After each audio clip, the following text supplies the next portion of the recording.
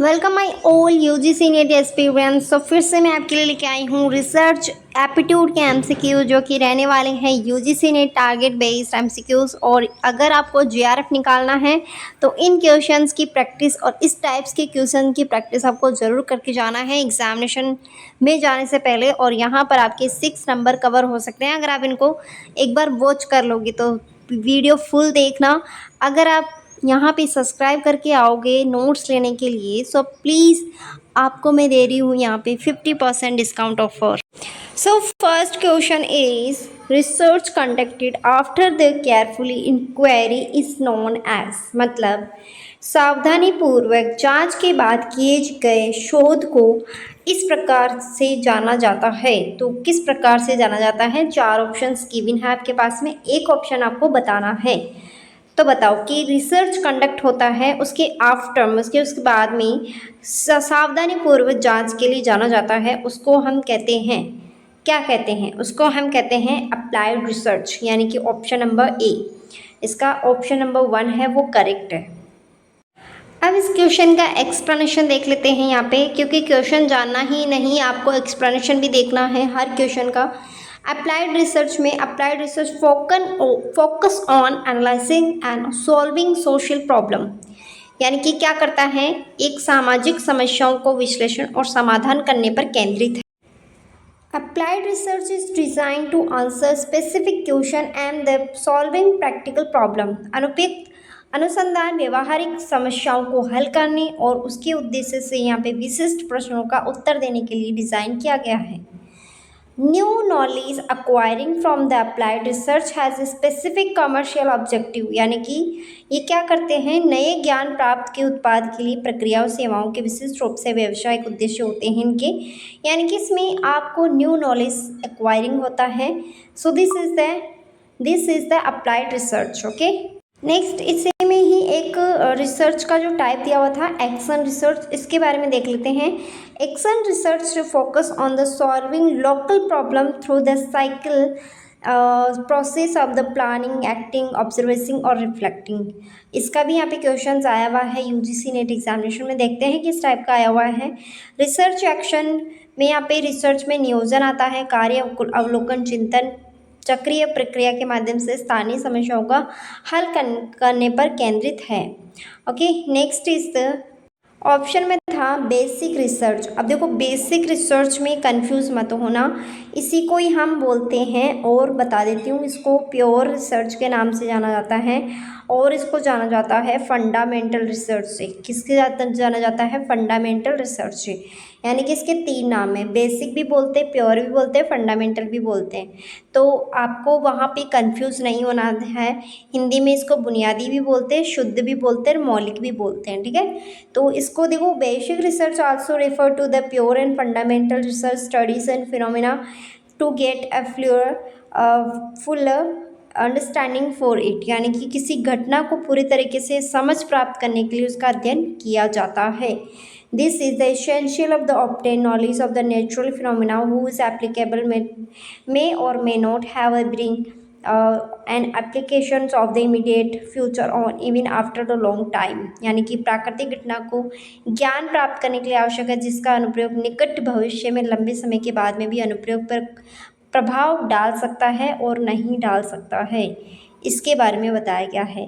देखो मैं जितने भी वीडियोस हैं ऑलरेडी ये तीसरा वीडियो है, और रिसर्च जो होता है रिसर्च एप्टीट्यूड पे एमसीक्यूज़ का ये तीसरा वीडियो लेक्चर है, और मैं आपको हमेशा ही एग्ज़ाम ओरिएंटेड पढ़ाने की कोशिश करती हूँ। So please make sure channel को सब्सक्राइब और लाइक ज़रूर करें।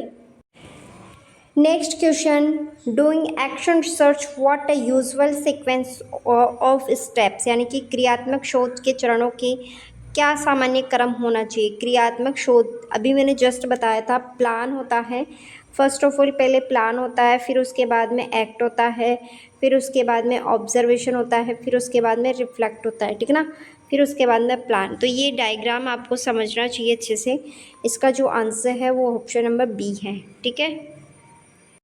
Next question, which of the following an example of the qualitative research. अब देखो बताओ कि कौन सा गुणात्मक शोध का उदाहरण है, क्या एक्सपेरिमेंटल रिसर्च में आता है या फिर एक्स पोस्ट फैक्टो रिसर्च में आता है, डिस्क्रिप्टिव रिसर्च सर्वे रिसर्च में आता है, ग्राउंडेड थ्योरी रिसर्च में आता है।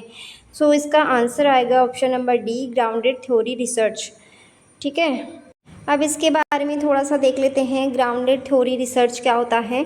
A qualitative approach to generate and develop theory from the data and the data researcher collect. Role play simulations and diary methods are also use in qualitative research. अब यहाँ पे क्या बोला है कि एक शोधकर्ता द्वारा एकत्रित किए गए डेटा से सिद्धांत उत्पन्न करने और विकसित करने का एक गुणात्मक दृष्टिकोण है।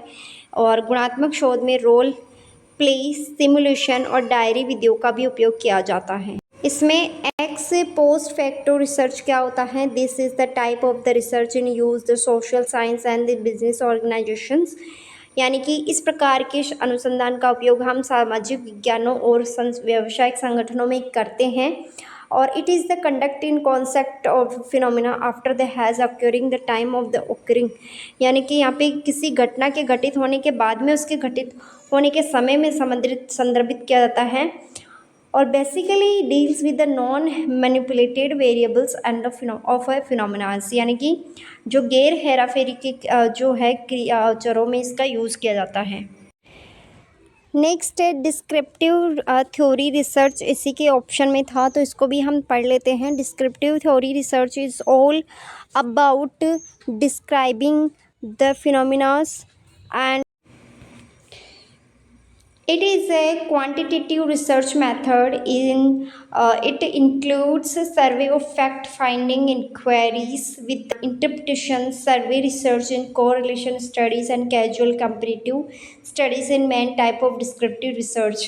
सो वर्णनात्मक सिद्धांत अनुसंधान की घटना का वर्णन करना और उसका अवलोकन करना, उससे निष्कर्ष निकालना शामिल है इसके अंदर। और इसमें मात्रात्मक शोध पद्धति है ये। और इसके अंदर जो पर्याप्त व्याख्या के साथ में सर्वेक्षण और तथ्य की खोज पूछताछ शामिल होता है। सर्वेक्षण अनुसंधान, सह संबंधी अध्ययन और आकस्मिक तुलनात्मक अध्ययन वर्णनात्मक अनुसंधान का मुख्य प्रकार है। इसमें देखो, एक तो आपका कैजुअल रिसर्च आता है, एक कोरिलेशन रिसर्च, इसी का ही मेन पार्ट होते हैं। ठीक है, नेक्स्ट क्वेश्चन आपको यहाँ पे मैच तो फॉलोइंग में दिया हुआ है और आपको यहाँ पे मैच कराना है। एक साइड रिसर्च के टाइप्स है और इसका इधर एक्सप्लेन किया हुआ है कि कौन सा किस में आएगा, बताओ।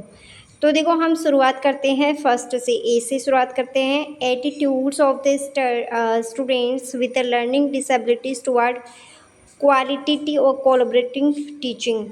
तो ये आएगा फर्स्ट में, ये आता है डिस्क्रिप्टिव रिसर्च में। नेक्स्ट जो बी है वो यहाँ पे मैच करेगा effect of some yogic practice on mental health. अब देखो, यहाँ पे mental health of the students of the visual impairing studies of inclusive schools, ये आएगा आपका एक्सपेरिमेंटल। यहाँ पे स्कूल्स में एक्सपेरिमेंटल किया जाता है। इस problem of absenteeism among physical challenge students of 8th class, तो ये थर्ड एक्शन रिसर्च में जाएगा। और relationship between the stress and the dropouts rate of students with the disability, this is the second correlation research में ही जाएगा। तो इसका जो आंसर आएगा वो आएगा option number 4। Okay, this is right. Okay, you can see this is the answers. Descriptive research is a type of research seek to describe and characteristics populations or phenomena to collecting baseline data and identifying of trends. Okay. Next इस यहाँ पे correlation बता रखा है, ये relation बताता है between the 2 और मोर वेरिएबल्स में, ये सभी को पता है कोरिलेशन का। एक्शन रिसर्च मैंने जस्ट अभी आपको बताया था थोड़ी देर पहले कि एक्शन रिसर्च में क्या होता है, हम न्यू यहाँ पे डील्स प्रैक्टिस इम्प्रूविंग करते हैं।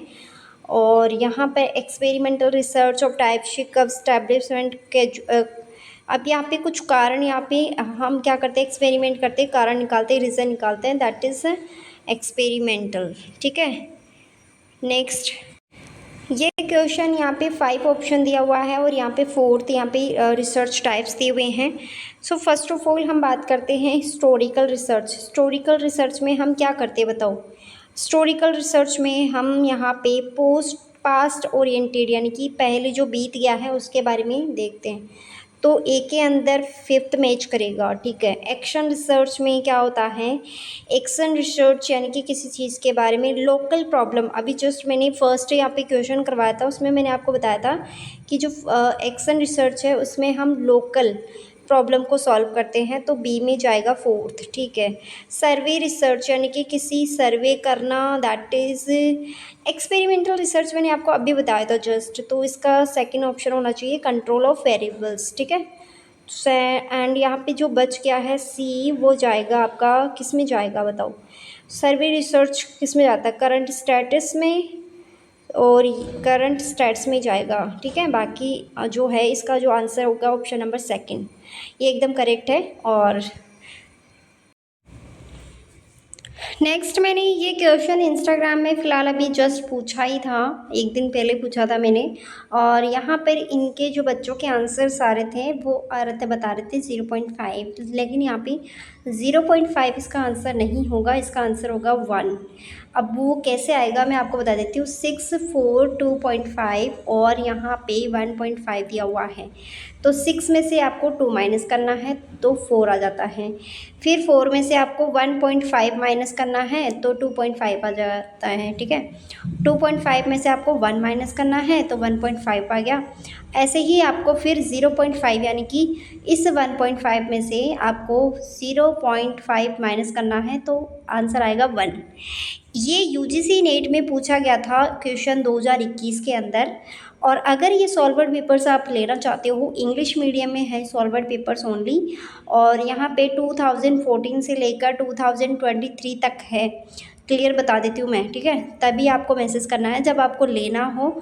सो अगर आप इन व्हाट्सअप मैसेज आप कर सकते हो मुझे, अगर आपको सॉल्वर्ड पेपर्स लेना है तो इसमें सारी की सारी यूनिट आपको मिलेगी, यानी कि आपको टोटल 11 पीडीएफ मिलेगी, और यूनिट वाइज आपको इसमें एमसीक्यूज़ देखने को मिलेंगे। यूनिट वाइज मतलब जैसे मैथमेटिकल का अलग पोर्शन हो गया, सारा मैथमेटिकल के हैं 150 क्वेश्चंस। सो ये क्या है, ये सारे के सारे अलग अलग यूनिट वाइज हैं। अगर आपको रिसर्च एप्टीट्यूड का पढ़ना है तो रिसर्च एप्टीट्यूड के 150 से अबव क्वेश्चंस मिल जाएंगे। टीचिंग एप्टीट्यूड से अलग अलग है। ये सॉल्वर्ड पेपर्स आपको लेना है तो मात्र और मात्र आपको 125 के अंदर मिल जाएंगे। सो जल्दी से जल्दी आप मैसेज करिए, क्योंकि बहुत जल्दी आपका एग्जामिनेशन आने वाला है और आप सॉल्वर्ड पेपर से भी बहुत अच्छे से तैयारी कर सकते हैं। पीडीएफ फॉर्मेट में मिलेगा आपको। Thank you so much for watching this video. Next class में लूँगी आपकी कम्युनिकेशन पे, ठीक है ना। कम्युनिकेशन के क्वेश्चंस लेके आएंगे जो भी रिसेंटली अभी पूछे गए हैं 5 सालों के अंदर या 10 सालों के अंदर, ठीक है। थैंक यू सो मच और सपोर्ट करिएगा। Thank you so much for watching this video.